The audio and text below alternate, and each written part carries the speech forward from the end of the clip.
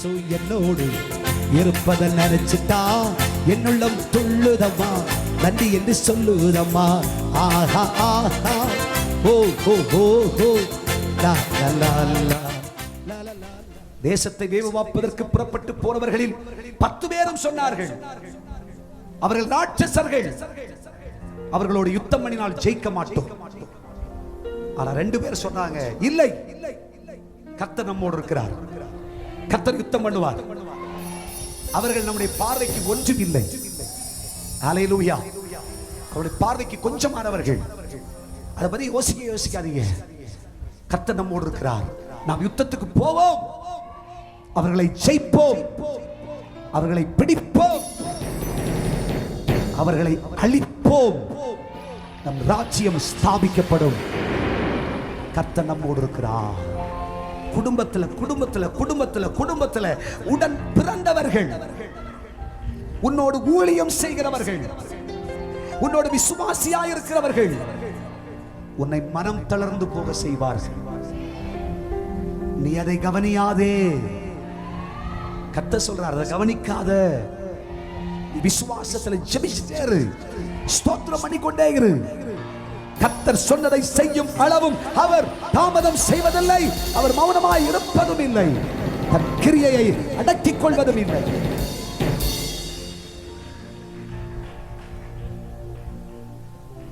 அப்படி பல பேர் இன்றைக்கு இந்த ஆராதனையிலே இந்த செய்தி கேட்கிற தேவனுடைய பிள்ளையே, உன் இருதயத்தில் நினைச்சு விரக்தி அடைஞ்சு, வேணாம் ஏதோ வாழ்க்கை அப்படியே போட்டும் அப்படின்னு நினைச்சு நீங்க வந்திருக்கிற, கர்த்தர் சொல்ற, இதெல்லாம் யோசிக்காத.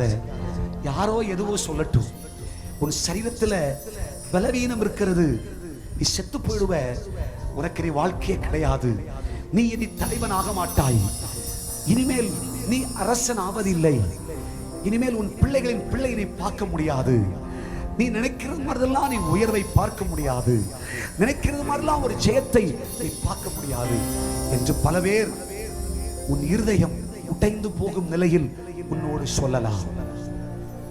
நீ அந்த வார்த்தையை கவனியாதே.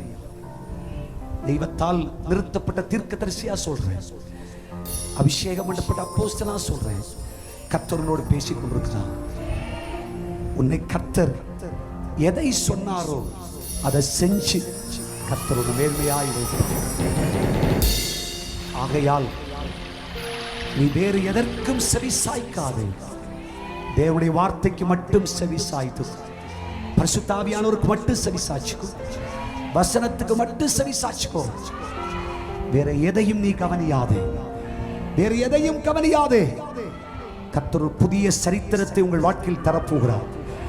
இந்த மாதம் இந்த கிரியை நடக்கும், இந்த மாதம் இந்த செயலை நீங்கள் பார்ப்பீர்கள்.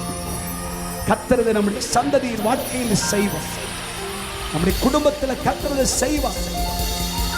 உன் இருதயத்தை இழைக்க பண்ணினவர்களுக்கு முன்பாக கர்த்தர் உன்னை மேன்மைப்படுத்தி உன் தலையை எண்ணெயால் அபிஷேகம் பண்ணுவார்.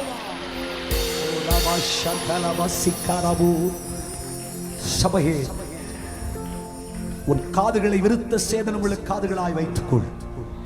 அப்பா சொல்ற வார்த்தை மட்டும் நீர் பேசும், நீர் சொல்றது மட்டும் என் காதுக்கு வந்தா போதும் ஆண்டவரே. சத்துரு ஒருவேளை சவால் விடுத்துக் கொண்டு பலதையும் பேசலாம், உன்னை தூஷிக்கலாம், உன்னை அவமானப்படுத்தலாம், உன்னை அசட்டை பண்ணலாம். நீ கலங்காதே. உன்னை அழைத்த கர்த்தர் அவர் சொன்னதை செய்யும் அளவு தெய்வ சமூகத்தில் பொறுமையோடு இரு.